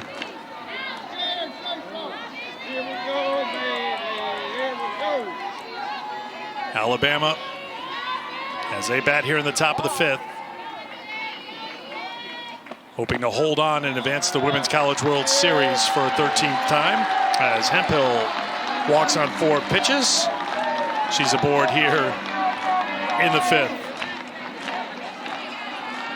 You know, talking to Coach Lawson before this weekend, we talked to her about what was going to be the strategy pitching to Bailey Hemphill. And she said, you know, it's really tough because Bailey Hemphill is a fantastic hitter, but Kaylee Tao coming up behind her is a really tough hitter as well. Coming from the left side, so you have to have a completely different strategy. And already this game, we've seen Kaylee Tao come up big with those 2 RBIs to get things going for Alabama back in the first.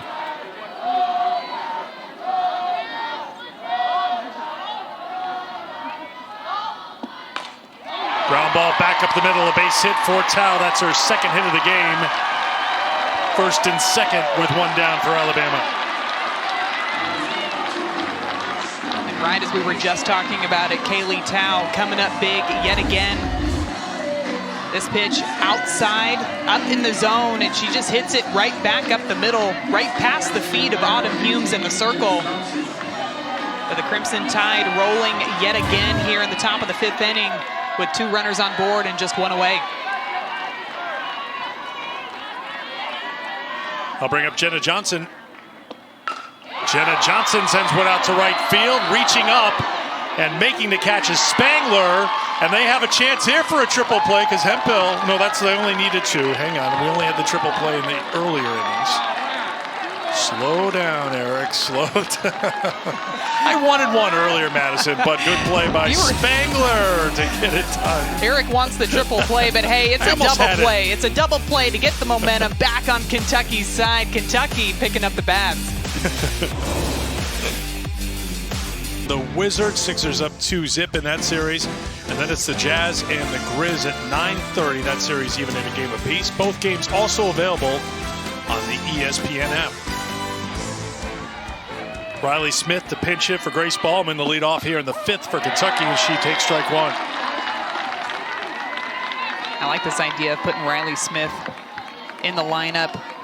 A lefty with a lot of speed. She likes to utilize that short game, and because of that, the Alabama infield is playing way in those corners, especially Maddie Morgan over there at third base is ready for her to drop a bunt at any time. That's fouled off of Hemphill, and that got her maybe the hardest of all day. And you can even tell, like, I'm going to try to laugh this one off, but that hurts. The foul ball's on the drop ball. Again, Kilfoyle with a lot of velocity behind those pitches. Batter's getting on top of it, and it just gets her right on the top of the knee there.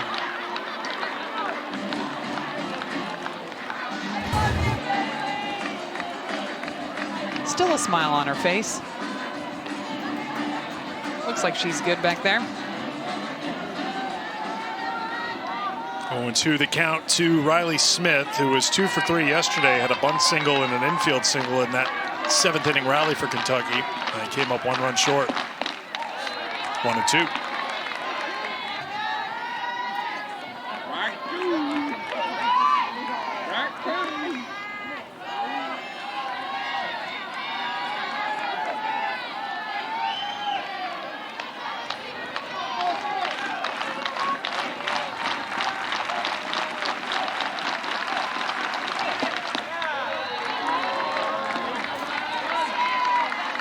Looks like Kilfoyle's trying to work that drop ball way low and outside to maybe induce a ground ball to the left side, knowing that both Maddie Morgan and Taylor Clark are playing up pretty far on the left side. And that's exactly where Riley Smith hit it yesterday, and she was successful doing it. Off speed, swung on and missed. Strikeout for Kilfoyle. That's her 4th, 1 down. Kilfoyle pulling the string on this one, setting up that off speed with those drop balls low and outside. Riley Smith already walking through that pitch, just not able to hold her bat back long enough to make contact with that one. That's a great looking pitch out of the hand of Lexi Kilfoyle. Here's the number 9 hitter, Stoddard, who singled in the 3rd. Takes ball 1.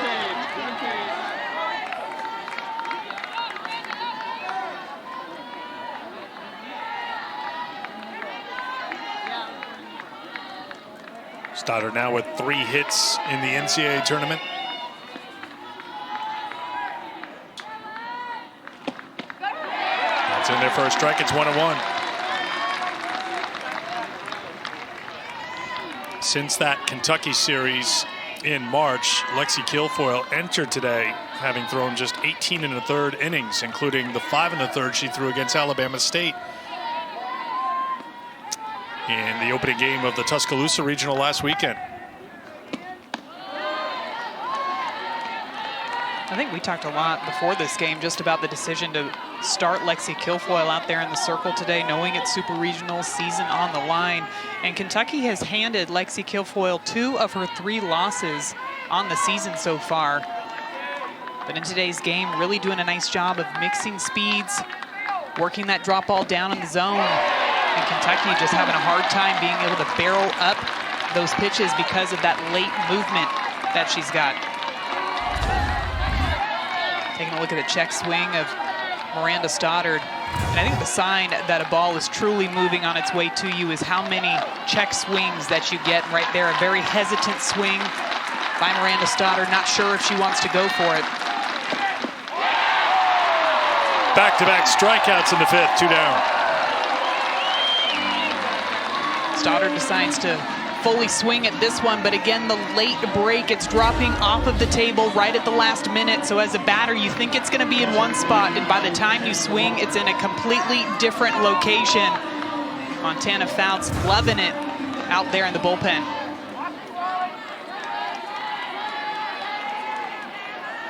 You'll know if things continue to go well for Alabama if Montana Fouts continues to be a cheerleader from the bullpen for Alabama. Kowalik lays down a beautiful bunt, and she will beat it out with 2 down here in the 5th.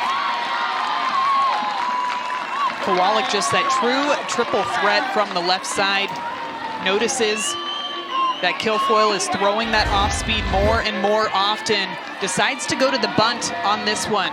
So because that ball is coming in at a slower velocity, it deadens that ball off of her bat and allows her to run safely through first base. It's a good-looking bunt by Kowalik. I'll bring up Spangler, who has struck out twice against Kilfoyle, and takes strike 1.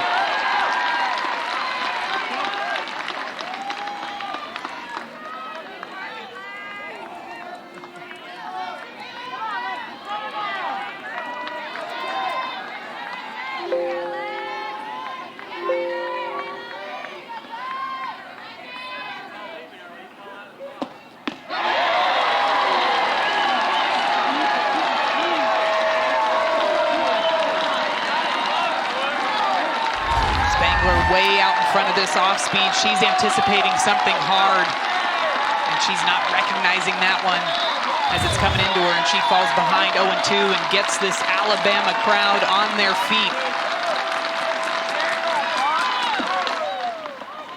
Slow roller too short. Clark on the tow to retire the side. Alabama so close to making it to Oklahoma City. They can feel it. The entire team is fired up. Bama with the lead headed to the top of the 6th.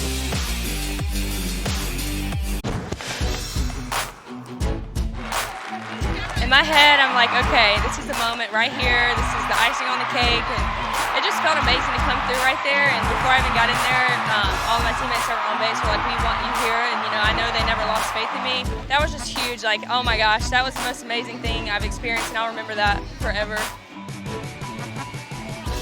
Well, the highlights of the weekend for Alabama, KB Sides with the bases loaded triple in the 4th inning, the key hit to put Alabama in front for the first time in this Super Regional. They went on to win yesterday 4-3. This is the final weekend for these seniors playing here in front of these big packed houses here at the Rhodes House, and to have moments like that KB took us through yesterday. Those are moments that will last a lifetime, and if Alabama's able to win here today, they'll be up and over to Oklahoma City for the Women's College World Series. There's strike 1, 2-1. When you listen to KB Sides talk about how she knew her teammates had so much faith in her that she was going to be able to get it done in that moment, and I think that's truly the story for this entire Alabama team all season long. It doesn't matter who's in the lineup, they trust in each other that they're going to be able to step up, and they don't just rely on one player to get it done every single day. every day it's a different person stepping up, coming up with that timely hit. Yesterday it was KV Sides, and today we've seen Maddie Morgan and Kaylee Tao be able to get it done for the Crimson Tide. Sides with a fly ball foul ground and out of play. Patrick Murphy said about this team that this is one of the most fun seasons he has ever had with one of the most resilient group of women.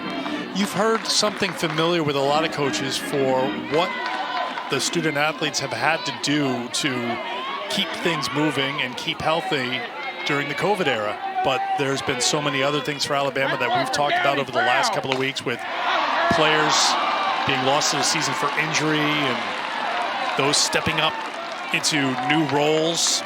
And, you know, in the middle of the season, middle of the late part of the season, they were struggling. They had lost to Florida. Since that loss to Florida, they have won 17 games in a row. He put on the top of their game plan each day, it says run the table. And that's what they want to do. If they run the table, that means they keep winning. They run the table, they're going to be national champs for a second time.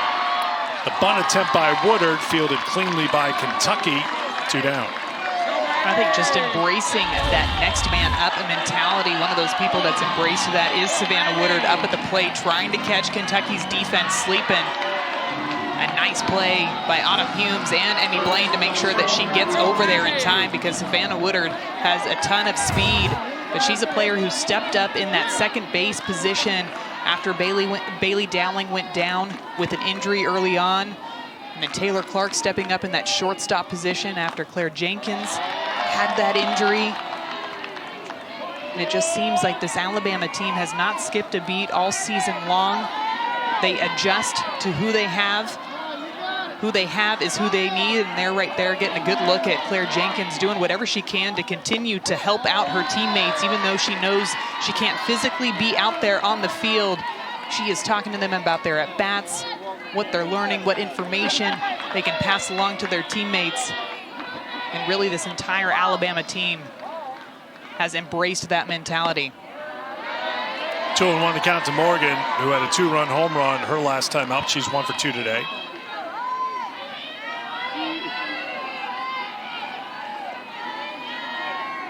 During the 17-game winning streak, 15 of those 17 wins have been against ranked opponents. So it's not like they've been doing it against the easy part of their schedule. They've been doing it against ranked teams. They've been doing it in postseason. They made that run through the SEC tournament to win it for the 6th time.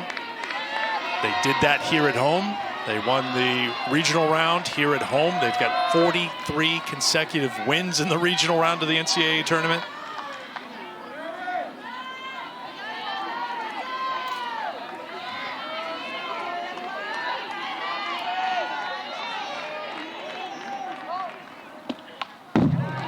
Morgan gets a piece. We'll do the 2-2 again.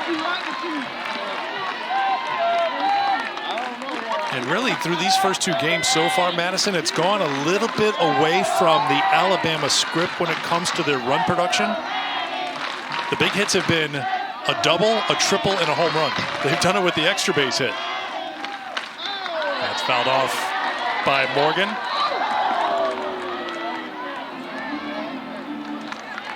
Top half of the 6th inning here in Tuscaloosa Road Stadium. Eric Freed, Madison Shipman, and our crew here. Alabama with a win will advance on to the Women's College World Series in Oklahoma City.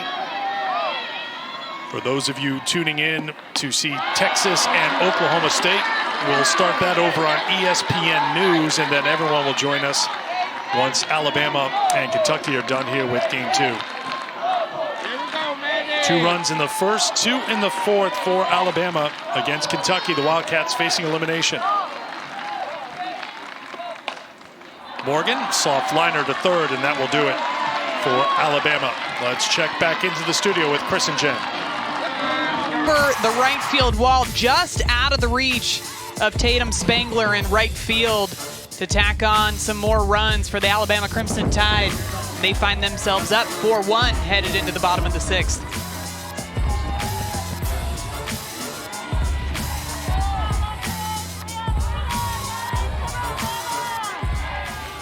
for Maddie Morgan, her first home run this season and the 6th of her Alabama career, as Lexi Kilfoyle starts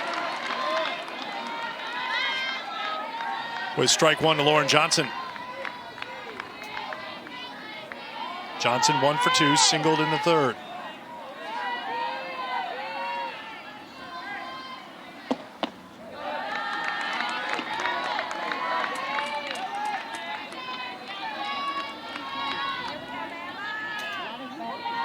Kentucky scored their run in the first. Erin Koffel singled and then was brought in on a Renee Abernathy fielder's choice.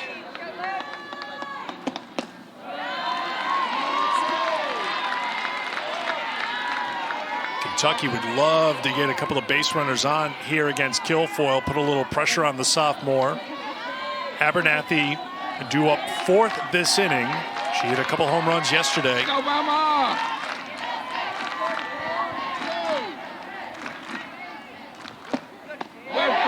That changeup's been very good for Kilfoyle, throwing it for strikes. Counts now 2-2. I think Kentucky moving forward is going to have to make an adjustment. Do they sit on this pitch or do they hit the hard stuff?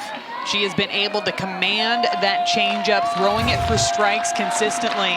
If I'm Kentucky, I'd be looking to hit that thing as we get deeper into this ball game.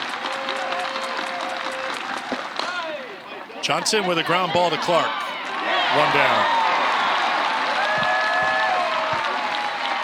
Great time to stay on top of things with the 7 Innings podcast. It's for all you softball fans as the road to the Women's College World Series continues. Getting closer and closer to Oklahoma City. You can listen now on the ESPN app, iTunes, or wherever you listen to podcasts. 1 down for Erin Koffel. Freshman's 1 for 2. Swing, batter, swing.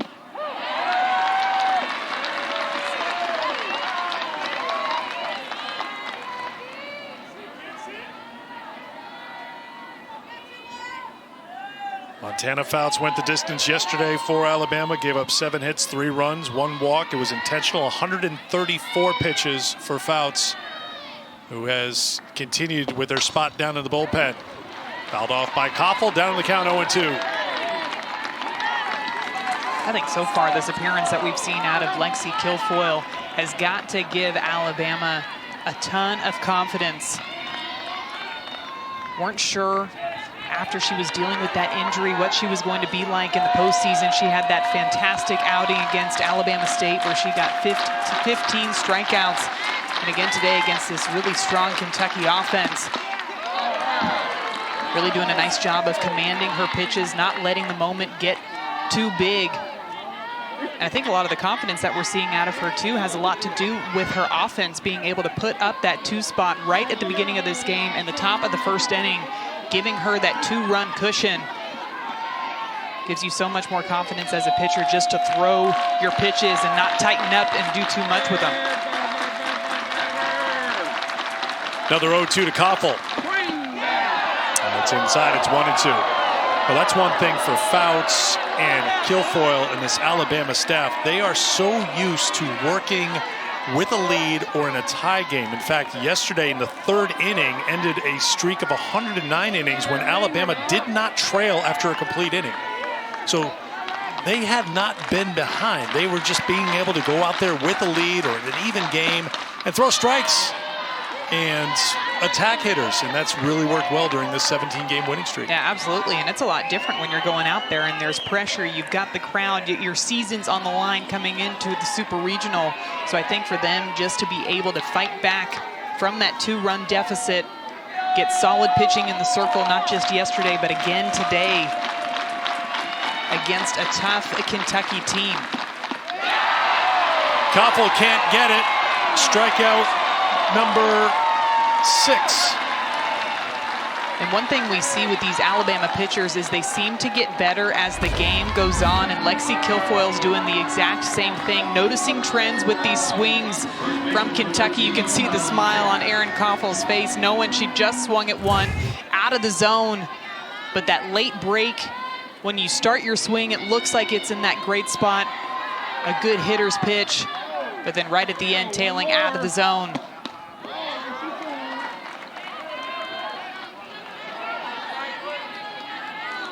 Here's Mallory Payton. Payton's 1 for 2. Good job, Ball.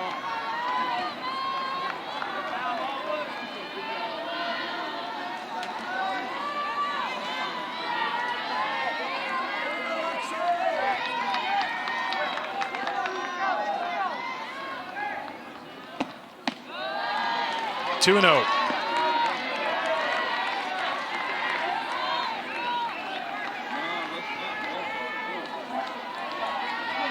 Payton singled in the second, grounded the third in the fourth.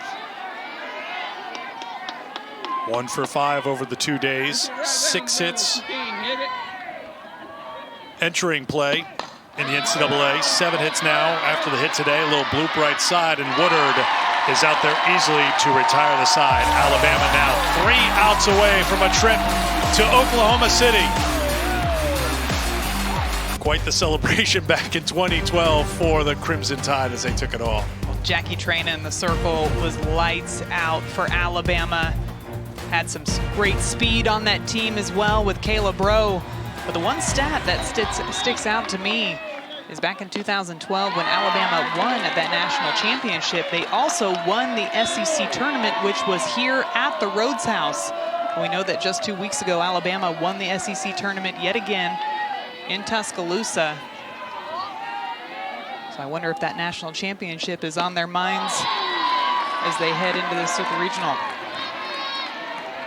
Abby Dorr pinch hitting for Taylor Clark here in the top half of the 7th inning. 8, 9, and 1 for Alabama, with Dorr leading off, followed by Brown and Mack against Autumn Humes on in relief for Grace Ballman, who came on in the 4th for Kentucky. 2 and 1 to Dorr.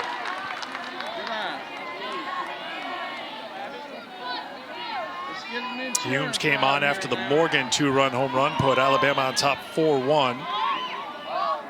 She's allowed 1 hit and 1 walk since entering the game. She did a great job yesterday, and she's come in today and continued that momentum that she had in game 1, keeping these Bama batters guessing. Her go-tos throughout the regular season have been that drop ball and that curve ball down in the zone, but really using that rise ball up. Another one there with that upspin, excuse me. So as a batter, you have to have a completely different swing for those pitches working down in the zone than you do working up in the zone. It seems like Bama so far in today's game against Humes and yesterday just wasn't able to consistently barrel up those pitches.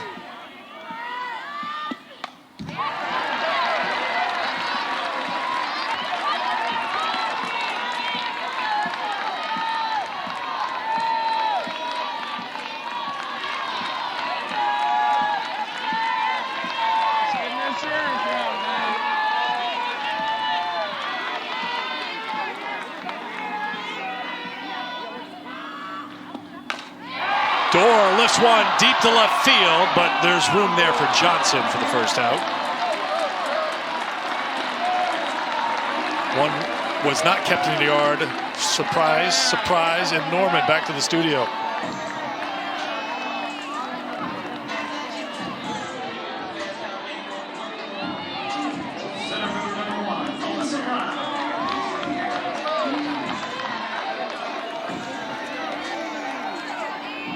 All right, Chris, thanks very much. One down here in the top half of the 7th inning with Alyssa Brown at the plate, 1 for 2 today. Oklahoma with the win will join Florida State and Georgia in Oklahoma City. And if Kentucky cannot come back here, Alabama will have a spot in Oklahoma City as well.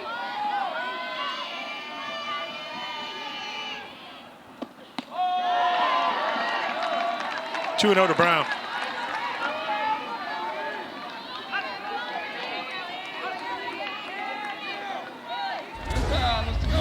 Looks like Humes missed her spot on this pitch. It's supposed to be outside. Comes back inside to Alyssa Brown. I think home plate umpire Aaron Peterson was the most relieved person in the ballpark. That Kayla Kowalik's reflexes were pretty good to reach back and grabbed that one. I think that exchange was a thank you, because I think that one she might have worn right off of the face mask if it got past Kowalik. 2-1. Slap to left, base hit for the senior Alyssa Brown. Second hit of the day, 7th hit of the NCAA tournament. Alyssa Brown has just been on fire. She is another leadoff batter in that 9 position. She is there to turn over the lineup, and she does it yet again. This solid hit out to left field to not only get her teammate Alexis Mack up to the plate, but speed on the bases yet again for the Crimson Tide. That's got to be a cool feeling, because if Alabama wraps this game up, that will be it for these seniors here in Rhodes Stadium. And that's the last at-bat for Alyssa Brown. She'll always remember she had a clean single for that last hit. She had an 11-game hitting streak entering the Super Regional. It was snapped yesterday, but she is back on track with a couple of hits here today. And yes, a threat to run at first. We've seen Alabama put the pressure on the base path so far today. We'll see what she does with Alexis Mack at the plate. Mack's 1 for 3.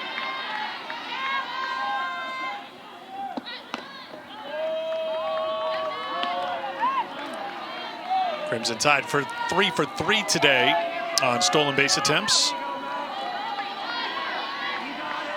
Mack scored back in the first. Grounded out in the second and again in the 5th. The bunt is popped up and spins foul. That's a really good read, both by Kayla Kowalik and Miranda Stoddard. Alexis Mack, somebody with so much speed, pops up that bunt, but because it had so much spin on it, the defense knew it was going to roll foul, and they were going to have no opportunity to be able to throw her out at first on that one, so a really smart play to let that one go foul.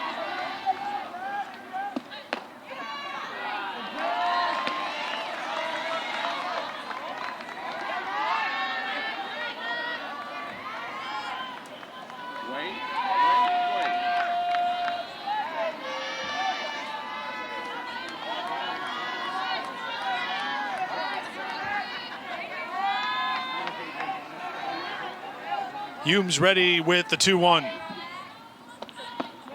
Bunts through it, and it's 2-2.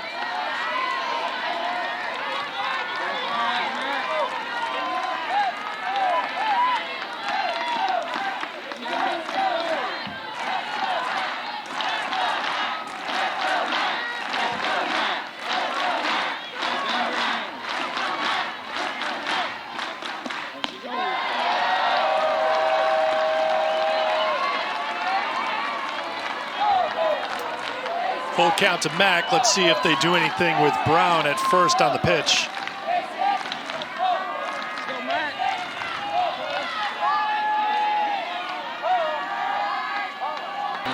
Two down as Brown moves on to second. That was a really nice play by Miranda Stoddard over at third base.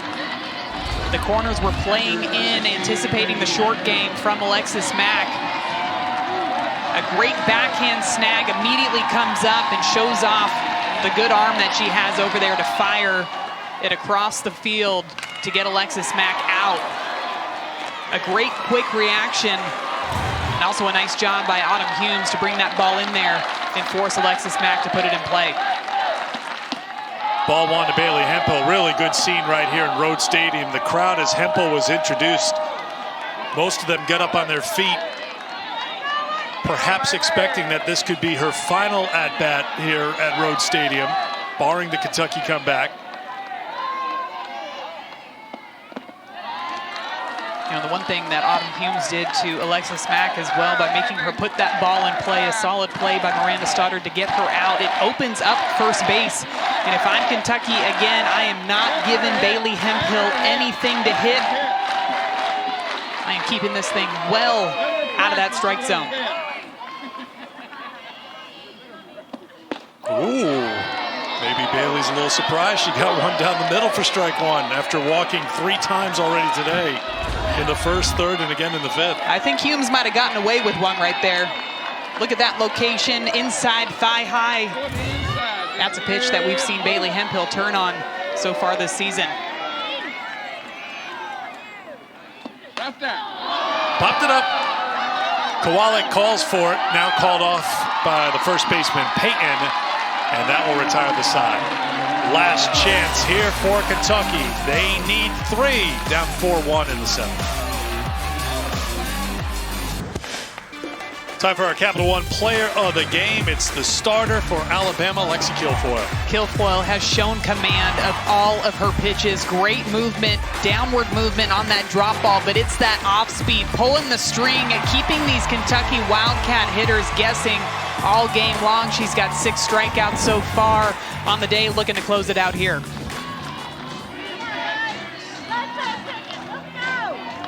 Working to 6, 7, and 8 in the Kentucky lineup. Renee Abernathy, who has the RBI today, had the 2 home runs yesterday. Alabama, if they get 3 outs here, the Super Regional is over, and the Crimson Tide advance on to the Women's College World Series. Kentucky needs a come-from-behind victory here. Comeback Cats got it done in Lexington. Now Rachel Lawson's team trying to do it here in Tuscaloosa. Abernathy, the lead off here in the bottom of the 7th.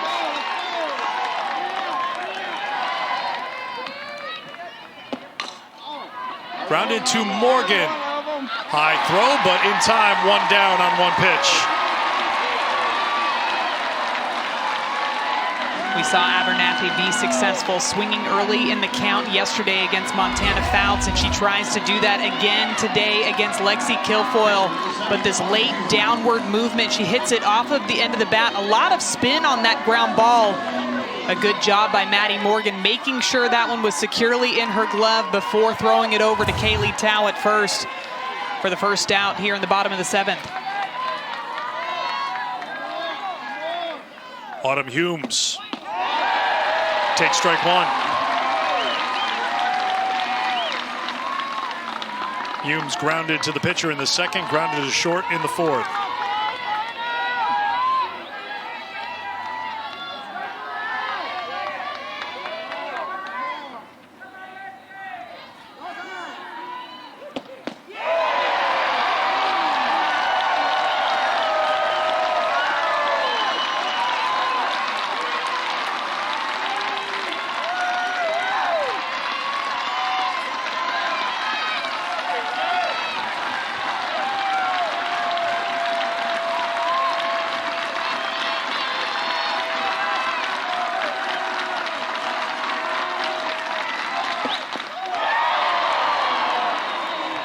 Kentucky has not had a base runner past first base since the 3rd inning.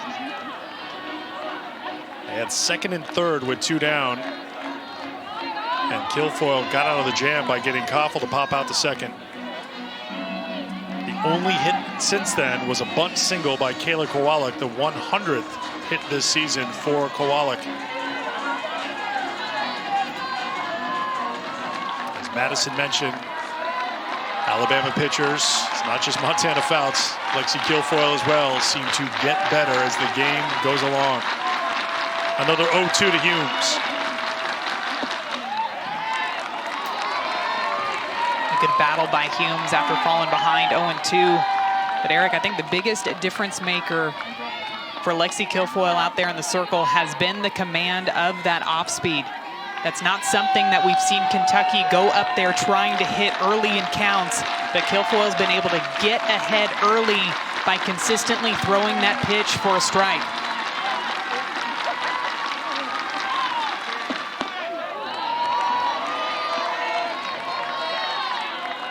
That was pitch number 100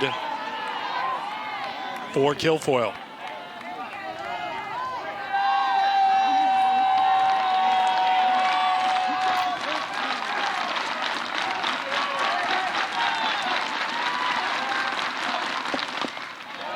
Montana Fouts has moved from the bullpen, where she has spent the half innings when Alabama's in the field. She hasn't been needed in the circle thanks to the performance by Lexi Kilfoyle. She's made her way to the dugout, hoping she can be a part of a celebration here in the bottom half of the 7th inning.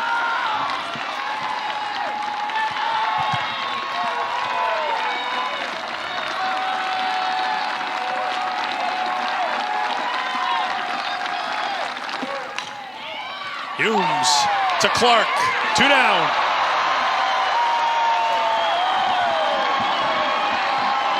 What a fantastic play by Taylor Clark over at shortstop.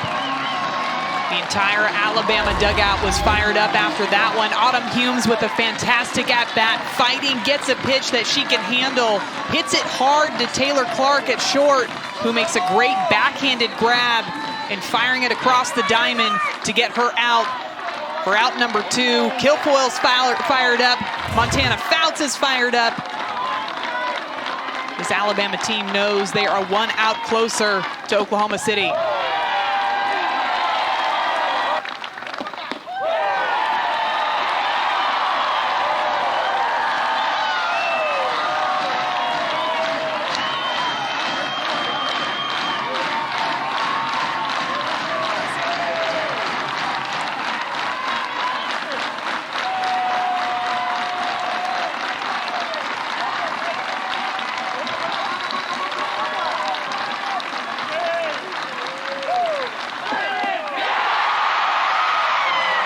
Alabama does it. The Crimson Tide roll on to Oklahoma City with an 18-game winning streak. For the 13th time, they're headed to the Women's College World Series.